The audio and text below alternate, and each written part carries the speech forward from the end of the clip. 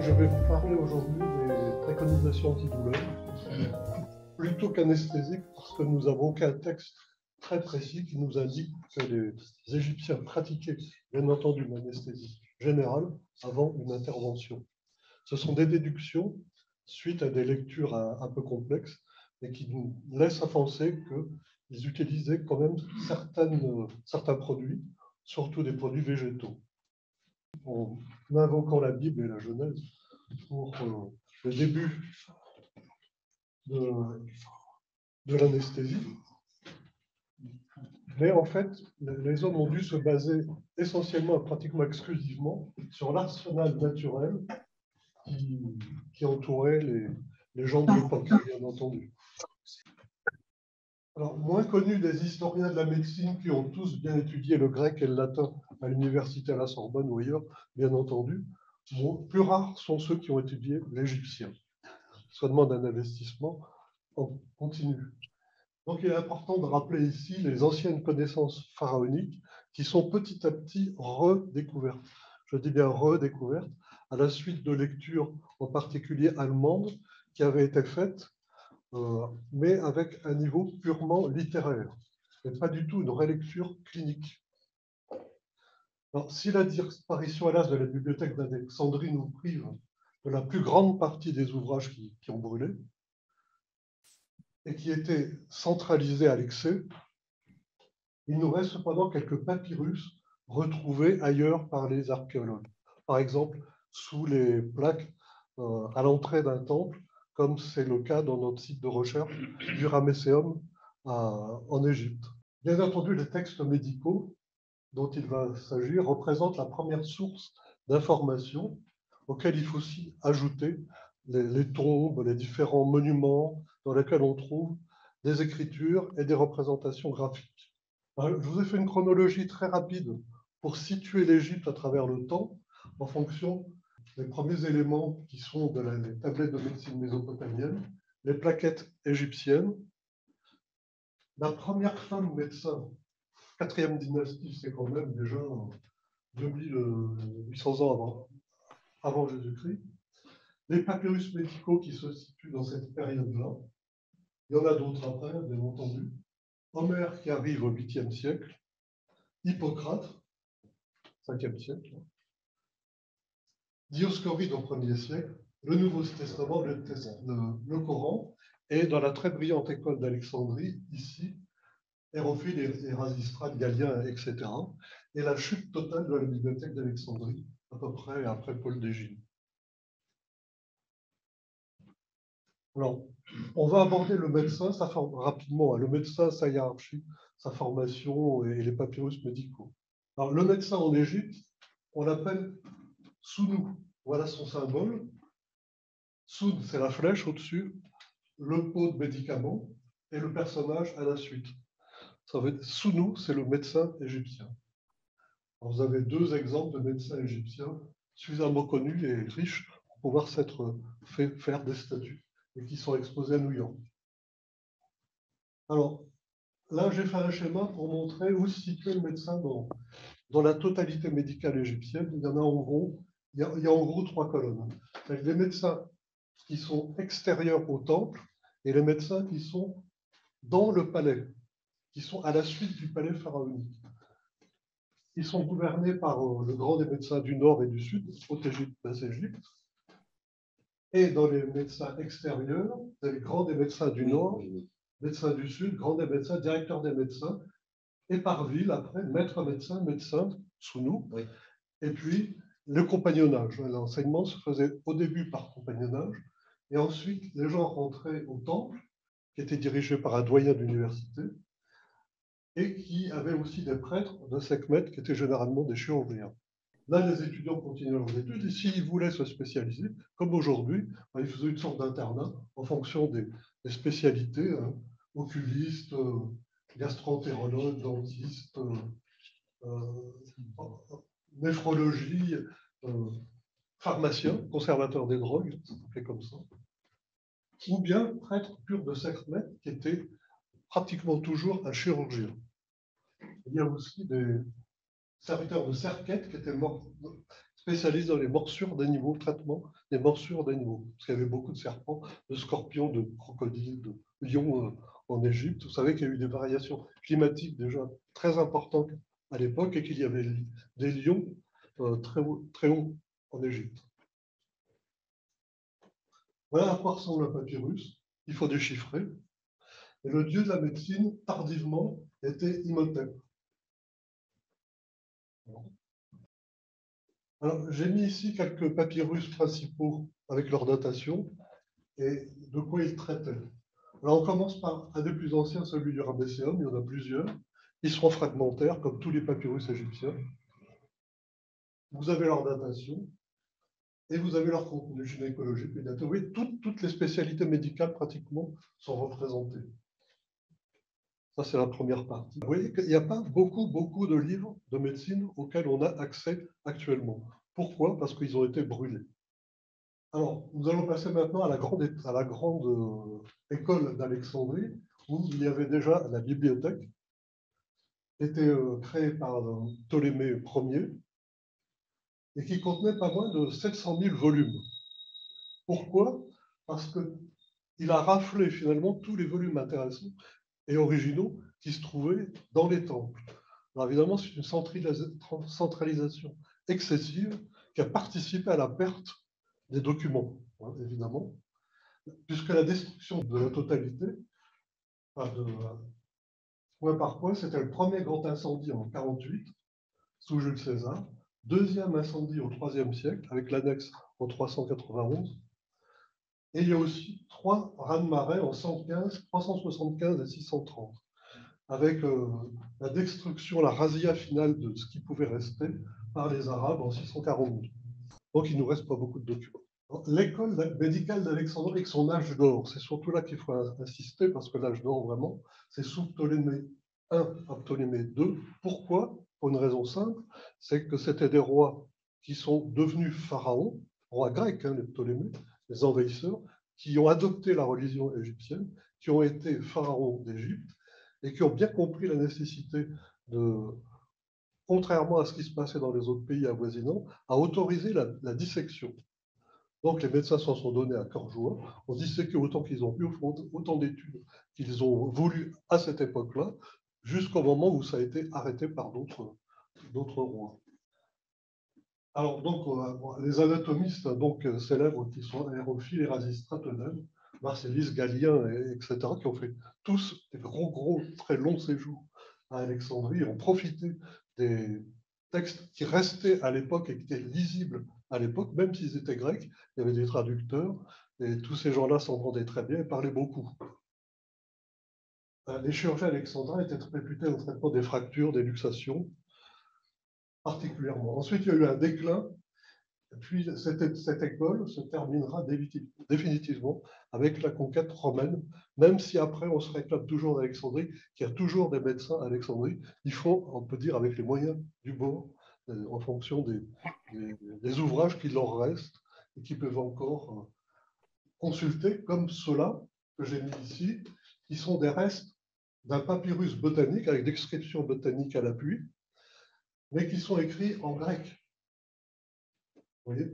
Et nous, on peut penser, on ne les a plus, hélas, que ce soit la copie d'autres plus anciens documents qui étaient, eux, écrits en égyptien, avec également des dessins botaniques. Alors maintenant, comme on parle d'anesthésie, ben finalement, c'est pour quelle chirurgie y a-t-il besoin d'une anesthésie? Si c'est la petite chirurgie locale, on n'a peut-être pas besoin toujours d'anesthésie. Alors pour quelle chirurgie? Alors si les actes ordinaires du médecin traitant se limitaient à de la petite chirurgie, il était aussi accompagné d'un exercice plus puissant, plus délicat et plus lourd sur les chantiers et sur les champs de bataille. Et il était pratiqué par des spécialistes appelés prêtres purs de Sermet, qu'on a vu tout à l'heure, et sur lesquels on reviendra. Mais on pense que les grands organes internes n'étaient pas abordés, parce que c'est un peu plus compliqué. Si l'on en croit tout au moins les sources partielles que l'on possède. Hein. Encore une fois, moi, je ne me base que sur l'écrit. Alors, un exemple d'appareillage de fracture, pour le traitement des fractures, voyez qu'il y a un tampon interne face à la plaie. Après, il y aura d'autres exemples. Encore une double fracture ouverte réduite, les deux bras de l'avant gauche. Là, on voit des fractures consolidées. Elles sont bien consolidées, hein. Évidemment, il y a des cals vicieux. Là, il y a un raccourcissement notoire, hein. Mais il y en a qui ne sont pas si mal. Et on a un témoignage napoléonien, parce qu'il faut savoir que les monuments égyptiens ont été détruits principalement, ont commencé à être bien détruits dès l'époque, la fin de l'époque pharaonique, mais ont continué à être détruits sous la période arabe, et même après, et encore après. C'est-à-dire, par exemple, un chirurgien napoléonien avait encore sous ses yeux des fresques qu'on ne peut plus voir, parce qu'entre-temps, les blocs de pierre ont servi pour fabriquer les maisons locales, ou des choses comme ça. Alors lui, il était chirurgien et il disait qu'on pouvait lire encore des scènes d'amputation sur les parois des temples. Et quand il les comparait à ce qu'il avait dans sa trousse pour pouvoir opérer, eh bien, les instruments n'étaient pas si éloignés de ceux qu'il avait dans sa trousse. Alors là, je vous donne quelques exemples seulement, hein, d'objets. Par exemple, un couteau chasse. Alors là, je ne sais pas beaucoup si on verra, mais quand on nomme un objet en égyptien, ça veut dire qu'il existe vraiment. C'est pour montrer que la chose existe, elle est nommée, on la trouve dans les textes. Alors, le petit texte que je vous ai proposé, là, c'est la grosse poche de l'abcès cloisonné décrit dans Papyrus Ebers, c'est un papyrus médical, doit, au cours d'un premier temps opératoire, être incisé avec la pointe d'un couteau d'Es. C'est le plus commun des couteaux, en cuivre, puis cureté avec une curette et nous. Vous voyez, le nom de la curette figure. Le deuxième temps opératoire consiste à pratiquer l'ablation de quelque chose qui ressemble, hein, à un estomac de souris, c'est un abcès, en la coupant au moyen d'un couteau chasse, donc l'utilisation de ce fameux couteau chasse. Un couteau qui est différent, dans un autre dans le même papyrus, ce type de couteau dans la lame peut-être plus fine, est cité comme un instrument qui sert à inciser un petit abcès dans le conduit auditif externe. Donc c'est très fin, beaucoup plus fin. Voilà des bistouris égyptiens. Vous voyez qu'ils ont des formes différentes. Ça évolue avec le temps. Et les plus récents, bon, par exemple, il y a un exemplaire au musée d'histoire de la médecine à Paris que vous pouvez voir. Il ressemble tout à fait à un bistouri moderne, hein. Le voilà, c'est celui-ci. Il s'appelle Degas, c'est un couteau Degas. Donc un bistouri. À côté, je vous ai mis un bistouri Cotter, dont l'extrémité supérieure peut être ovoïde, discoïde, et il y en a d'autres formes, et qui servait à cautériser des plaies, des vaisseaux, ce qu'on voulait. J'ai mis par exemple un exemple du papyrus Ebers où il est dit tu ouvriras la poche avec l'instrument MM, c'est-à-dire celui-ci, sans atteindre le péritoine messinette. Le péritoine s'appelait messinette. En gros, ça veut dire tu ouvriras la poche ascitique avec l'instrument MM en respectant le feuillet péritonéal viscéral. Voilà ce que ça veut dire. Comment il faut traduire. Parce que dans les niveaux, c'est là qui est important, dans les plusieurs niveaux de traduction en égyptien, la traduction littéraire et la traduction clinique, en tenant compte évidemment de toute la lexicographie. Alors, comme autre exemple, je vous ai mis des pincettes shade, pincettes chatte, leur mode de fabrication, hein, sur le feu, à chaud bien sûr. Les différentes quelques pinces ordinaires en U, pinces renforcées, des types à redans, des pinces de Duval, on sert de tout ça en ce moment en chirurgie, hein. D'autres pinces, des bouts de pinces avec des morses striées mousse normale, il y a morse striée délicat, enfin, il y en a plein de sortes, des morts à griffes. Et vous avez aussi, là j'ai mis un exemplaire d'un des écarteurs que nous possédons au Louvre. Les curettes, et nous dont nous parlions tout à l'heure, elles sont ici, d'époque, avec deux curettes, une grande et une petite, qu'on utilise tous les jours aujourd'hui. Avec des aiguilles, si on peut revenir, des aiguilles à coude pour faire des sutures, sont des aiguilles Messes Bech à suturer IDER. Les mots sont utilisés pour les... Et le chirurgien, quand il écrit un texte, il emploie ces mots. Vous voyez, avec des choses. Alors, pour prouver que les amputations existaient bien, eh bien là, vous avez un personnage qui est amputé des deux bras. Là, Là, vous avez un dieu Mine, qui lui est amputé du bras gauche et qui est un. Les dieux sont souvent issus, étaient des personnages réels autrefois. C'est-à-dire que c'était des chefs locaux qui ont été après divinisés. Et lui, c'était un guerrier qui est devenu invalide et qui figure au panthéon égyptien des guerriers invalides. Là, vous avez des amputations des orteils, et là, vous avez un os bien, qui montre bien son degré d'amputation là au tiers supérieur du fémur. Et là, vous avez une dame qui a été opérée aussi. Là, c'est un personnage qui a été opéré d'une main. Alors, j'ai mis aussi quelques radios pour voir. Os amputé d'un ouvrier d'un cimetière de Gizeh. En 2B, c'est la radiographie des fractures péronée gauche. En 2C, c'est la radiographie latérale du radius et cubitus droit amputé et de l'humérus déformé. En 2D, la radiographie antéro-postérieure de l'amputé, radius droit et cubitus, l'utérus déformé. Et on voit bien les solutions de continuité, hein, c'est bien visible. Alors, au sujet de ces ouvriers dont on vient de parler, et des autres blessés de ce chantier, on voit que les surfaces osseuses de chacun de ces amputés étaient bien cicatrisées. Ils ont continué à vivre et utiliser leurs membres longtemps après leur opération. Cela confirme en effet la compétence anatomique et chirurgicale du médecin qui est opéré, le suivi efficace, douleur, risque hémorragique, choc opératoire, choc septique, etc. Et les preuves retrouvées sont ostéologiques. Il suffit de prendre un microscope et regarder où en est l'os. Alors, je vous ai mis ici une représentation du temple de Komombo qui représente des outils chirurgicaux, des tas d'instruments. C'est à peu près l'un de ceux qui nous restent. Pour montrer la scie, vous voyez, c'est une scie. Et ça, c'est un couteau d'Es. Vous voyez qu'il est tout à fait semblable à un couteau dont on sert aujourd'hui pour faire une amputation sur partie musculaire. Et là, vous avez un relief égyptien qui montre une intervention sur un soldat. Parce que c'est dans un temple où il y a toute une série de batailles qui se déroulent, et on voit les gens se faire soigner, etc. Et encore, j'ai mis le nom de la scie qui s'appelle Tépha, dont on parle dans les textes. Alors, une fois qu'on a fait une intervention, quelquefois, quand le sujet a suffisamment d'argent pour se payer, une prothèse. Cette prothèse a été opérationnelle, elle a servi. Ce n'est pas une prothèse pour faire joli sur une momie, non, elle a vraiment servi. Alors, ces éléments ne préjugent bien entendu rien du temps de survie des patients.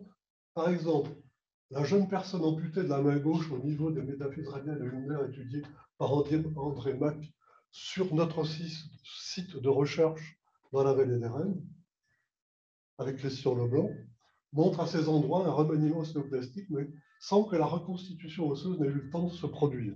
En fait, la personne est morte avant de guérir. Alors, si on comptabilise en gros ce qu'on trouve dans les tombes, eh bien, on se rend compte qu'il y a grosso modo une perte de 50%. Il y a des gens cicatrisés, bien cicatrisés, puis d'autres qui ne valent pas. Et on peut en conclure qu'on n'opérait que quand vraiment ça en valait le coup. Alors, c'était des grosses indications comme des blessures de guerre, des grosses blessures de chantier, des morsures graves d'animaux sauvages comme les crocodiles, l'hippopotame, ça arrivait tous les jours. Et la gangrène d'un membre. Pour mémoire, au XIXe siècle, les infections post-opératoires ont entraîné un taux de mortalité de 40%. Donc entre 40 et 50%, on a gagné 10% entre-temps. Voilà. Alors là, on peut se rendre compte que le geste pragmatique, c'est un geste tout à fait pragmatique du chirurgien égyptien, est issu d'une indication réfléchie et codifiée, comme montré plus en abordant quelques cas décrits dans les deux papyrus qu'on a pu, les fractions de papyrus qu'on a pu lire. Ces instruments sont choisis et adaptés pour une intervention donnée. Ils sont utilisés les uns à la suite des autres, en fonction des différents temps opératoires. Et même les minéraux avec lesquels ils sont facturés, fabriqués, silex, cuivre, participent à l'enracinement historique et à la valeur mythologique, parce qu'on va voir qu'on ça compte la valeur mythologique en anesthésie. Certains de ces instruments sont jetables, sont des joncs, des bois, des plumes, des silex, et d'autres donc sont des objets usage unique. Et le cuivre a une valeur antiseptique, un effet antiseptique quand on l'utilise. Alors maintenant, on va passer aux différents seuils de la douleur pour rentrer plus spécifiquement dans le domaine anesthésique. Tout ça, c'est pour dire qu'il n'est pas possible que les produits employés, même si la voie d'accès n'était pas commode, hein, il n'y avait pas de perfusion, il n'y avait pas de voie veineuse, elle pouvait être compatible avec certains types d'interventions. J'ai moi-même pu constater des disparités extraordinaires entre la perception de la douleur, par exemple chez des coopérants, qui sont un petit peu douillés, ou bien des personnages locaux qui ne connaissent pas, qui n'ont pas beaucoup de culture occidentale et qui supportent très bien des très hauts degrés de douleur. On pouvait les opérer beaucoup plus facilement, ou alors en injectant des doses beaucoup moins importantes, et ils se réveillaient plus vite. Il y avait moins de risques finalement. Donc ça met un petit peu en... les Égyptiens avaient sans doute aussi cette résistance qu'on n'a plus maintenant, résistance à la douleur. Donc les médecins pouvaient employer d'autres produits, puisqu'ils n'en avaient pas d'autres finalement, et qui pouvaient être quand même efficaces, même s'ils n'étaient pas aussi perfectionnés que ceux qu'on a maintenant. Alors, des moyens moraux apaisants maintenant.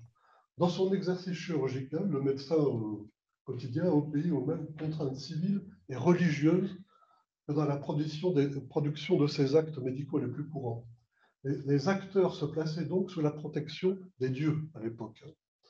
Ré, Horus, Isis, Serpent, il y en avait plusieurs. Au Moyen-Âge, il n'y en avait plus qu'un, mais à l'époque, il y en avait plein. Alors, les formules magiques spéciales existent même pour protéger le médecin. Et ça l'empêche de trembler, par exemple. Et c'est efficace. Et ainsi, il y a aussi des procédures pour le patient. Donc, c'est une double assurance. Et cette double assurance permet de calmer le patient. Aujourd'hui, on ferait de la psychologie, mais à l'époque, c'était déjà de la psychologie, mais par le biais de la religion. Alors, j'ai mis la déesse Serpmet, vous voyez de quoi elle a l'air, c'est une lionne, et à côté, c'est un médecin prêtre de Bastet, Bastet étant la forme apaisée de la terrible Serpmet lionne. C'est une chatte qui est apaisée et qui fait du bien. Voilà. Alors maintenant, les moyens physiques. Alors, comme je n'ai pas beaucoup trouvé de moyens physiques dans les textes égyptiens, je cite les aphorismes d'Hippocrate qu'on connaît tous, hein, de douleur la plus forte obscure. Bon, mais je ne pense pas que les Égyptiens le faisaient, ce n'était pas dans leur état d'esprit. La chaleur qui amortit les douleurs, calme les malaises, est utilisée dans les fractures surtout ouvertes. Par contre, c'est le froid qui doit être utilisé pour les lésions fermées, avec engourdissement salutaire provoqué par... Voilà. En Égypte, on utilisait effectivement des compresses chaudes et des compresses froides. Aristote, lui, signale la compression externe des artères jugulaires. Je n'ai pas trouvé ça en Égypte. Mais en Égypte, on n'utilise pas la saignée, qui était beaucoup trop utilisée pour aussi des besoins anesthésiques. C'est paradoxal, mais... Ambroise Paré utilisera la compression des nerfs. Je n'ai pas trouvé ça en Égypte, mais bon, on n'a pas lu tous les textes égyptiens. Donc... Et la vitesse des chirurgiens est considérée comme un atout majeur. Vous savez que les chirurgiens napoléoniens étaient capables de désarticuler une hanche ou une épaule en 2 minutes. Il fallait aller vite. Il fallait avoir un geste semi-circulaire. D'abord possible, ensuite semi-circulaire, ensuite engager la scie. Il fallait que tout ça soit fait et qu'au bout de 2 minutes, ça soit bouclé. Au pire, ça durait 3 minutes. Avant, on avait administré une rasade d'alcool et on avait mis un morceau de bois dans la bouche du patient. Et bon, oui, ils supportaient quand même. Pas tous. Pas tous. Alors maintenant, on va passer aux moyens physico-chimiques superficiels. Alors, par exemple, dans une scène antique de circoncision égyptienne de l'Ancien Empire, l'opérateur applique un tampon sur la partie opérée pour obtenir une sédation locale. Le bas-relief représente une faible cryoanesthésie. C'est de la pierre de l'amphis, c'est-à-dire un calcaire très fin et très pur, qui, à l'état natif, avec du vinaigre, dégage du CO2. On sait qu'à l'état natif, c'est beaucoup plus efficace que pris dans une ampoule et versé sur la plaie. Alors, ce moyen physique était sûrement préconisé dans d'autres interventions locale, comme un très gros abcès ou des choses comme ça. Alors voilà, je vous ai montré ici le premier temps non pas opératoire, mais anesthésique de la circoncision, et un deuxième représentation dans un temple à Karnak. On va passer aux composés volatiles. Alors, les effets soporifiques ont été recherchés par l'inhalation de substances végétales à l'aide d'éponges imprégnées. Une éponge figure bien sur le plateau chirurgical du temple de Komombo, vous voyez. Alors, au Moyen-Âge, on retrouve un peu ces formulations qui ont été retrouvées dans les textes à partir des reproductions arabes de textes grecs. Ça, il faut le savoir. Entre-temps, les textes grecs avaient été un peu perdus. Les Arabes les ont retrouvés, et les Perses. Et c'est ainsi que le doux vitriol, qui est de l'éther sulfurique, ni moins issu de l'alchimie en Occident, apparaîtront à partir des textes collationnés réunis à Alexandrie. Donc vous avez un continuum de temps extraordinaire. Alors, par contre, est-ce que les Égyptiens utilisaient l'éther sulfurique? Est-ce qu'ils savaient le synthétiser? Je ne sais pas. Je n'ai pas encore retrouvé ça dans les textes. Mais il faut savoir que beaucoup de substances dont nous avons les hiéroglyphes n'ont pas encore été traduits correctement parce qu'on n'a pas vraiment des dictionnaires qui nous permettent de le faire d'une manière certaine, sûre et certaine. Mais il y a tellement de mots qu'on ne sait pas encore traduire et qui figurent dans les textes médicaux. Pourquoi pas? On ne sait pas. Pour l'instant, on ne peut pas dire. Alors, les breuvages sédatifs, maintenant, quelques portions à base de végétaux ont également été ordonnées péros, c'est la seule façon, ou aussi par voie rectale, afin d'insensibilisation. Les propriétés de ces plantes sont bien connues aujourd'hui dans la pharmacognosie. Alors, les praticiens prescrivaient eux-mêmes, dosaient eux-mêmes, ou alors faisaient préparer les médications, parce que le médecin était aussi pro-pharmacien. Il existait également des laboratoires dans les temples. On a des grands textes dans les temples, des textes de laboratoire, où il est indiqué les façons très subtiles de fabriquer des essences de plantes, de mélanger des essences de plantes pour en faire des parfums liturgiques, mais aussi des médications. Et comme on a vu tout à l'heure que les médecins, surtout les spécialistes, sortaient de l'exercice des temples, ils allaient commander ou ils faisaient commander leurs prescriptions qui étaient fabriquées dans les temples ou qui faisaient fabriquer eux-mêmes. Ils avaient tout ce qu'il fallait pour cela, des balances, même des balances plus fines, des cuillerons, des mesureurs, enfin, il y avait tout ce qu'il fallait pour faire les dosages. Et vous savez qu'avec les plantes, les dosages ne sont pas toujours très fidèles. Alors, les extraits végétaux dont ils se servaient, parmi les plantes disponibles en Égypte, parce qu'on va retrouver au Moyen-Âge, en Occident, des plantes qui ne sont pas du tout disponibles en Égypte à cette époque. Donc, il faut faire le tri entre les plantes disponibles et les plantes non disponibles à l'époque. Et comment on fait? On se base sur l'archéobotanique. L'archéobotanique nous dit si une plante existe ou pas à cette époque. Après, les lexicographies, il faut faire le rapprochement entre le mot et puis la plante. Parmi les plantes disponibles à différents moments, on va trouver les moyens de fabriquer de l'alcool. Sans doute le moyen le plus ancien. Ça durera jusque sous Napoléon, bien sûr, et après.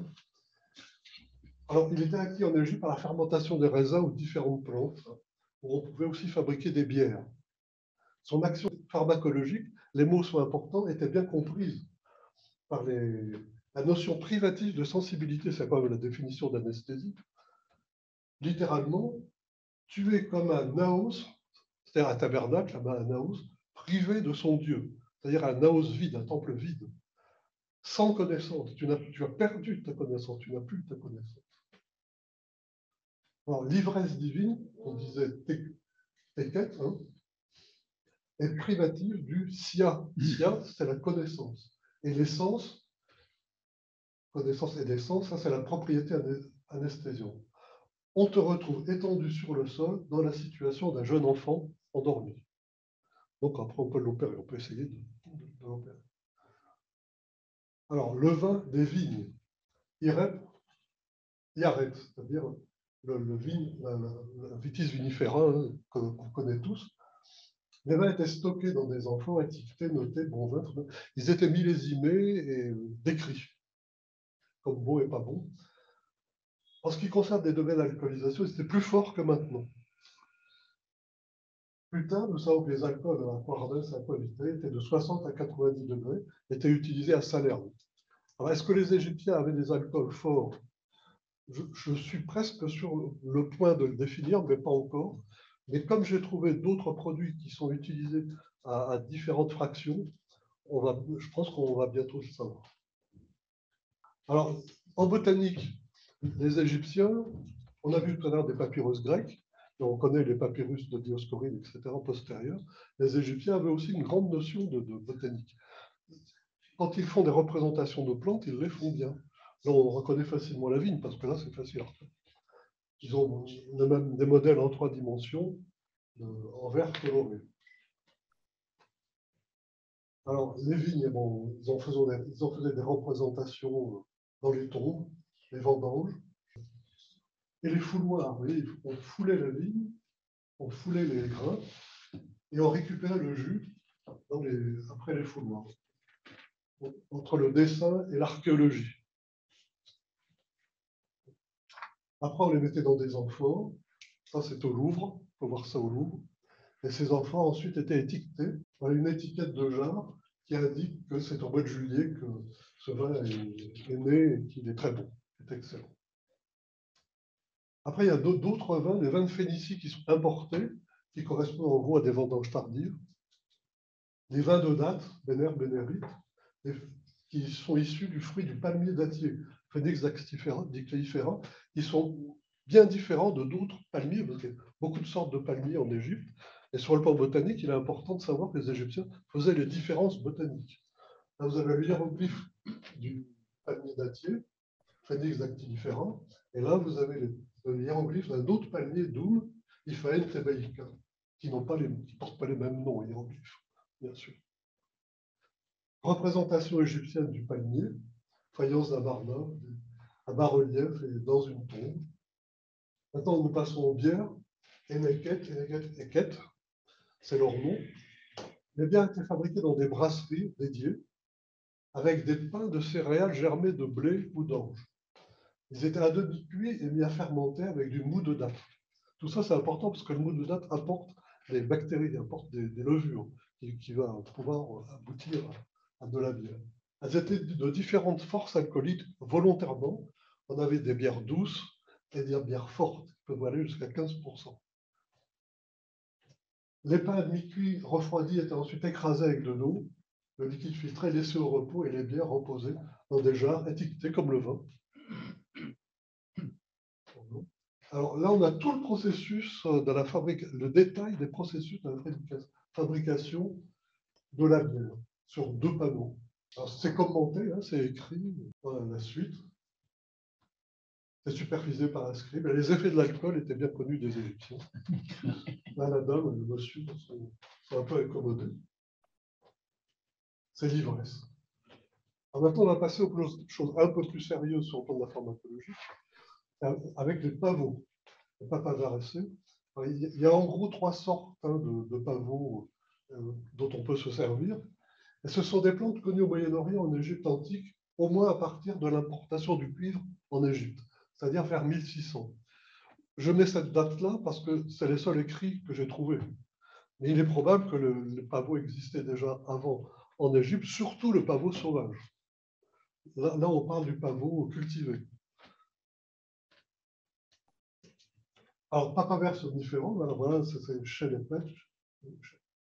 Chenepet, voilà, c'est le nom du pavot cultivé. Et il y avait aussi des coquelicots.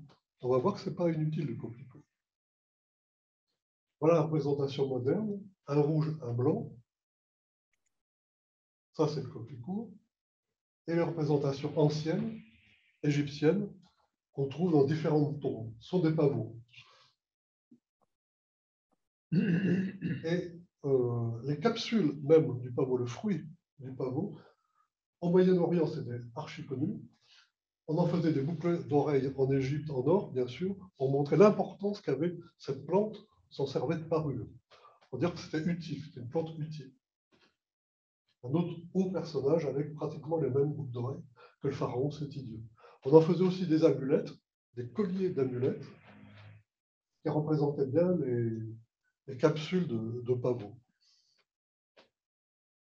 On pouvait utiliser aussi les feuilles de pavot qui renferment 0,05% d'alcaloïdes totaux, dont un peu de morphine et d'alcaloïdes voisins à action sédative. On utilise bien sûr les capsules de pavot avec ou sans préparation qui possèdent 0,20 à 0,30 d'alcaloïdes totaux, dont 1 à 3% de morphine et 0,50 000 de plusieurs autres alcaloïdes différents. Faïence qui représente les capsules de pavot. Je donne des objets à chaque fois parce que comme ça on ne peut pas dire qu'ils ne connaissaient pas. Hein. C'est vraiment des preuves. Capsules de pavot et capsules incisées. Le latex récolté, l'opium, renferme 1 à 4% d'opium, c'est le latex. 3 à 12% de morphine, et une grande variabilité de pourcentage pour les autres alcaloïdes. Là-dedans, vous avez plusieurs groupes, avec les groupes phénanthènes, avec une action sur le système nerveux central. La morphine, alors je ne vais pas vous faire un cours sur la morphine. Les groupes d'ibazole, quinoline, pas d'action significative sur le système nerveux central. Il y a le papavérine, spasmolytique, musculotrope, vasodilateur, etc. L'alpha-narcotine, anarcéine, avec son action myorelaxante. À l'époque, il n'y avait pas de flaxédine, on peut pas. Et dans le coquelicot, il y a quand même une molécule qui est intéressante, parce qu'elle a des effets sédatifs, hypnotiques et expectorants. Voilà. Alors, les graines de pavot, qui sont un peu laissées de côté, elles ont quand même une action, parce qu'elles renferment des alcaloïdes en proportion variable, de 6 à 200 mg par kilo, dont de la morphine, 2 à 4 à 274 mg par kilo, et de la codéine. Et dans l'histoire de la médecine, des effets semblables à ceux de la morphine ont été retrouvés chez l'homme à la suite de consommation de graines de pavot qui avaient été contaminées par des ravageurs. Et on peut imaginer que les conditions de stockage en Égypte ancienne n'exclusivaient pas les ravageurs, il pouvait y avoir des choses comme ça qui se produisent. La paille de pavot elle-même contient 0,3% d'alcaloïdes totaux, dont de la morphine à 20%. Maintenant, on va passer à un autre produit qui est la myrrhe, antiu, ça se disait en égyptien, dont on parle plus pour ses qualités aromatiques. Mais il n'y a pas que ça. Il y a trois arbres qui fournissent de la myrrhe, et les trois contiennent des produits qui ont une action analgésique proche de celle de la morphine et qui sont potentialisés par une autre molécule, le curzarène. Elle contient aussi, vous voyez, un autre produit qui a un effet anesthésique local cette fois-ci, comparable à une solution de 1% de procaïne standard. Donc vous voyez que ça peut être utilisé, ces produits-là. Alors voilà à quoi ressemble un de ces arbres, branche d'arbre. Et dans le temple d'Hatshepsut, si vous allez en Égypte, vous pourrez voir des pieds de cet arbre qui ont été transportés par bateau depuis l'Arabie. Voilà deux représentations, une photo de ces arbres. Alors ça se présente, en fait, ça c'est une branche d'arbre avec des concrétions qu'il faut racler. Ça donne des raclures. En Égypte, c'est représenté de cette façon. Et dans les textes médicaux pharaoniques, la myrrhe est bien essentiellement employée en ophtalmologie, en dermatologie, en gynécologie, mais tout ça pour soigner des blessures et pour calmer des brûlures compliquées, pour calmer les douleurs locales. Ces arbres, ils sont transportés dans des paniers au cours d'une expédition. Vous voyez, dans des bateaux. On arrive de l'expédition avec des arbres et on va les planter ensuite dans les temples. Ensuite, on cueillera les fruits de ces différents arbres. Il n'y a pas que cet arbre-là, il y a des tas d'autres choses qui sont acclimatées dans les jardins du temple. Et on s'en servira dans les laboratoires des temples à la demande du médecin qui commandera sa médication. Alors maintenant, on va passer au cannabis, qui lui est interdit en ce moment. Le THC exerce une action analgésique comparable à celle de la morphine. Ça, il ne faut pas l'oublier, avec des effets secondaires immédiats moins dangereux, avec des potentialités thérapeutiques, anti-émétiques, anticonvulsivants, spasmolytiques. Dans l'Antiquité, alors j'ai mis de représentation antique, une représentation tardive dans un papyrus grec. Ça pousse très bien en Égypte. Maintenant, on va passer au Salonacée, à alcaloïdes tropaniques. comme la mandragore et la jusquiame. Alors, on commence par la mandragore. Rare émet avec son fruit Pékéroute. Alors, cette mandragora officinale contient du diosciamine, de l'atropine, de la scopolamine. Après, alors, si on prend des exemples plus tardifs, avec Dioscoride, qui au 1er siècle a fait ses études à Alexandrie et donc a bénéficié de tout l'enseignement des papyrus antérieurs, il se servait de la mandragore en inhalation avant les accouchements et les amputations. Au Moyen-Âge, avec les moines du Mont Cassin, l'enseignement a continué et on utilise de la mandragore et de la jusquiame et de l'opium. Guy de Chauliac, en 363, a une potion endormitive à base de mandragore, d'opium, de laitue et de ciguë. Vers 1800, à Boston, on utilise un mélange de mandragore, d'opium et de cannabis. On retrouve l'effet connu, moderne, finalement.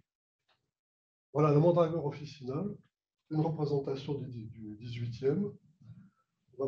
Et ça, c'est une représentation botanique égyptienne, sur des faïences. Et on retrouve la mandragore sur des représentations égyptiennes. Les dames, dans les banquets, on sniffait la mandragore et on sniffait aussi le lotus.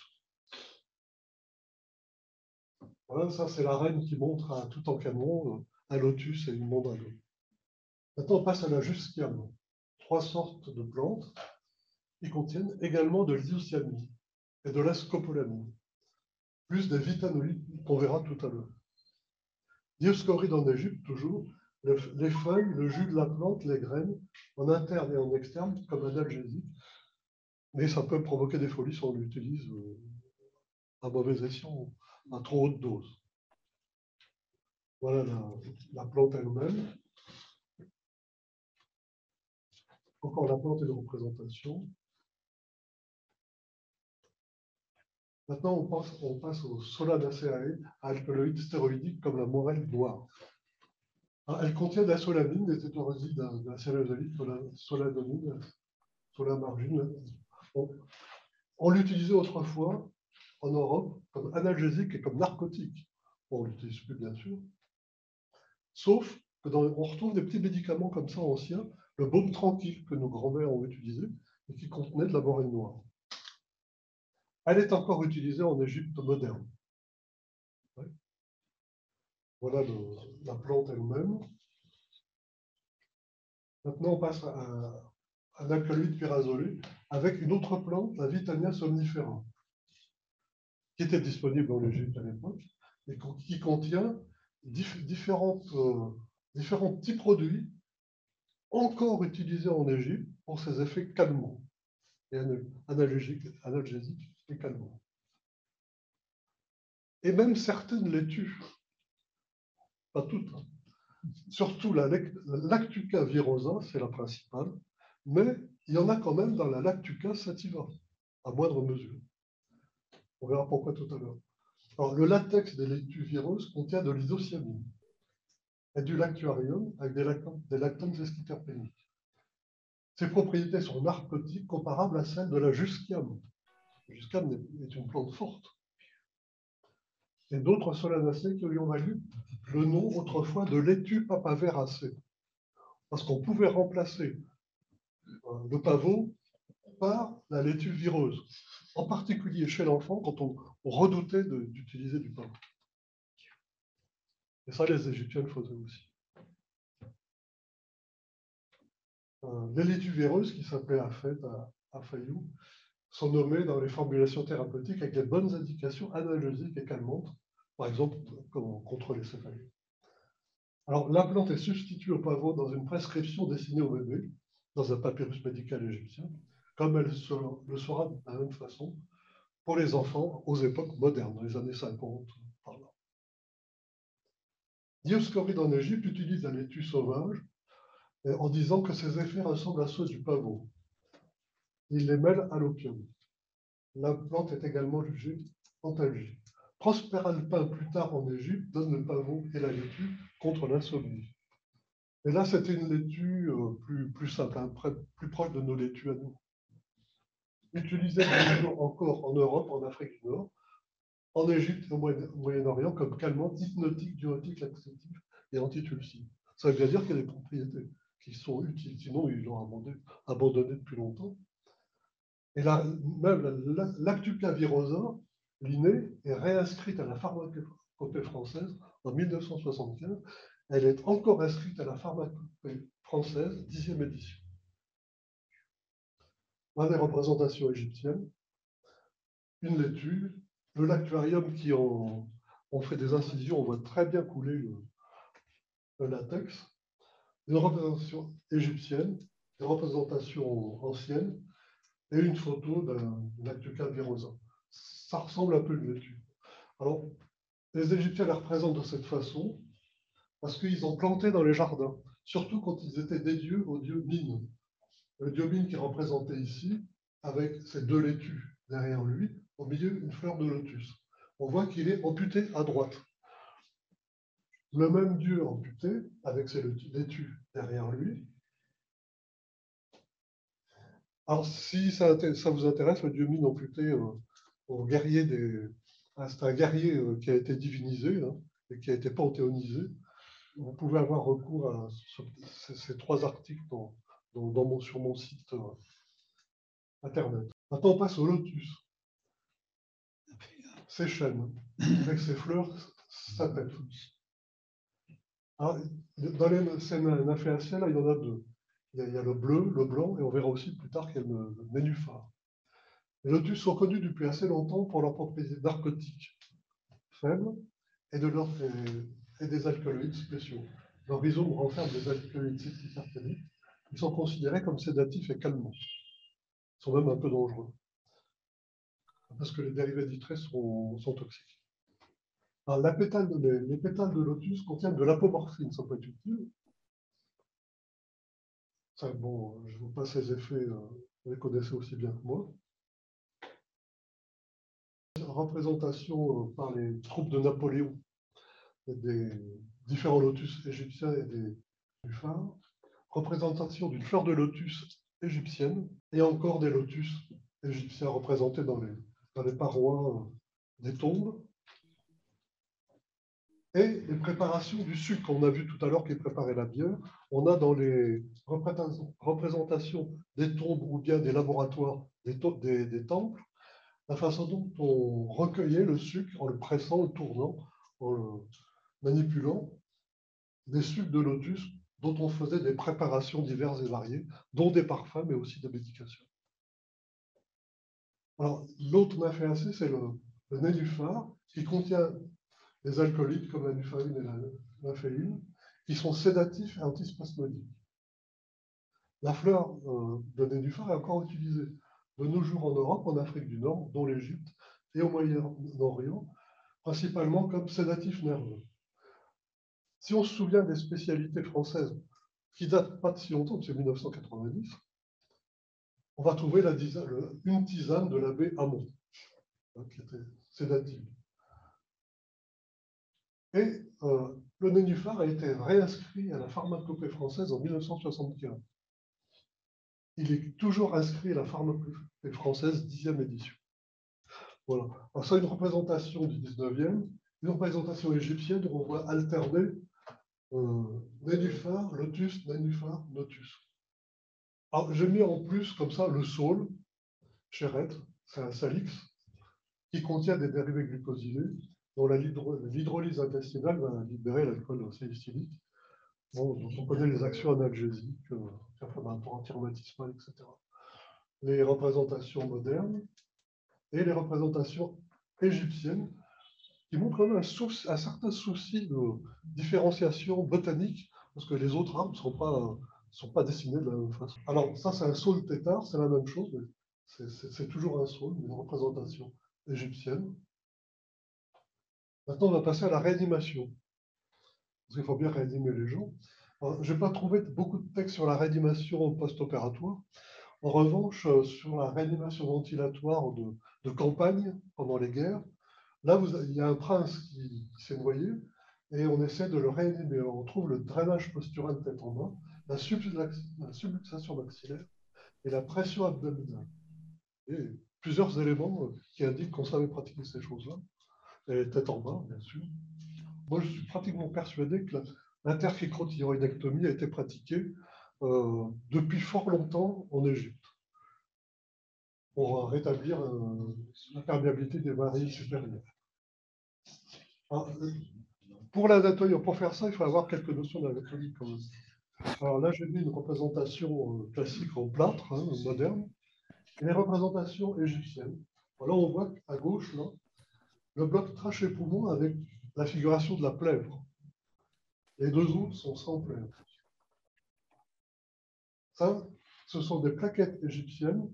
À gauche, vous avez la trachée avec ses... Et probablement une interficrothyroïdectomie sur deux plaquettes différentes. Alors, il y a des égyptologues, ils sont morts depuis, mais qui disaient que c'était pas ça, que c'était plutôt un sacrifice humain. Mais les sacrifices humains, pas plus que l'abandon d'enfants était courant à l'époque grecque ou romaine, n'était du tout, mais alors pas du tout dans l'esprit égyptien. Ce n'étaient pas des gens qui pratiquaient des choses comme ça. Donc, ça renforce l'idée quand même que ça pouvait bien être un sauvetage, un geste de sauvetage. Alors, pour faire un petit peu d'anatomie, pour vous mettre l'eau à la bouche, vous pouvez voir qu'il y a des tas d'hiéroglyphes qui situent l'anatomie, hein, les termes anatomiques.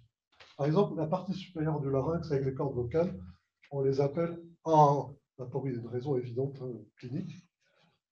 Les traits verticaux parfois représentaient en fait la complexité des éléments cartilagineux de l'os hyoïde appartenant à larynx et s'articulant entre eux. Le larynx en haut et la trachée en bas sont faciles à voir dans la statuaire. Si on examine bien une statue égyptienne, on va tout de suite voir les différentes couches et les différents...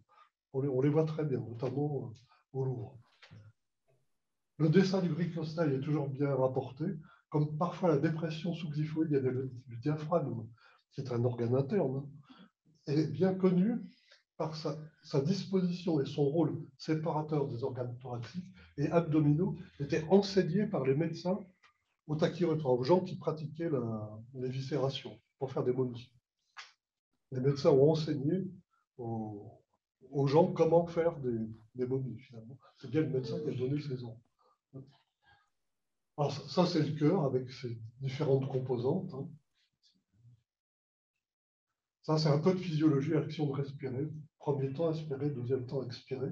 Et la diffusion aérienne cardio-respiratoire telle qu'elle a été comprise à l'époque. Alors, en réanimation, il faut faire des prescriptions de temps en temps. Même souvent. Alors, on ne pouvait faire, bien entendu, que des prescriptions péros ou par voie rectale. Alors, on faisait des remplissages en donnant de l'eau, des bouillons. On donnait du sel de mer, mais aussi des plantes, du sel issu des plantes. Un dosage était peut-être plus facile. On donnait du potassium à partir d'autres plantes, des carbonates à partir du natron. On donne des produits nutritifs, des glucides, beaucoup du miel avec immédiatement absorbables, des lipides, des protéines, bien sûr du fer, des plantes toniques. Alors, j'ai mis les formules d'un natriplex en bas pour montrer que c'est une plante particulièrement utile à manipuler, parce que vous avez 7% de sodium, 2% de potassium, 0,60% etc., des choses intéressantes. Les salsolas avec du carbonate de potassium à 30%. Donc ces choses-là étaient quand même manipulables sans prendre trop de risques. Ils arrivaient quand même un peu à les doser de manière assez fine. Les soins généraux étaient évidemment extrêmement importants. Ils fabriquaient des tubes protégés avec du cuir pour mettre dans la bouche des gens, qui puissent aspirer le bouillon, par exemple. Il y avait des vases, des bols à bec, les descriptions écrites, des postures du patient aussi, c'est important. Et le médecin faisait ses ordonnances et il y avait un suivi médical, mais vraiment un bon suivi médical. Et tout ça, c'est décrit dans les papiers. Et si vous voulez voir un peu plus loin, vous pouvez toujours aller sur mon site et voir des choses. Merci. Merci beaucoup de cette communication extrêmement intéressante. On voit qu'on peut faire de l'anesthésie avec des plantes de se remettre aux plantes avec les Égyptiens. Hein. Avez-vous des questions? Les questions, c'est une remarque. Une remarque, oui. À propos sur un peu d'Égypte. Attendez. Parlez assez fort. Oui, à propos de l'arrêt des amputations, les soldats on leur mettait la pipe dans la bouche pour qu'ils serrent.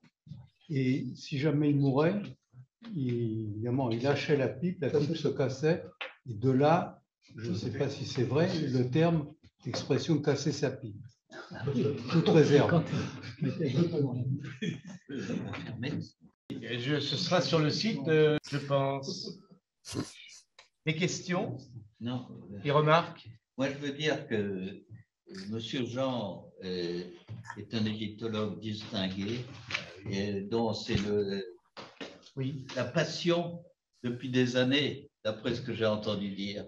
Et je pense que vous avez l'adresse de son site et il faut absolument aller voir tous les travaux qui se font sur ce site, parce qu'il étudie toute la médecine sur cette site, la médecine égyptienne, et vous avez des articles qui paraissent au moins 2 fois par an ou 3 fois par an.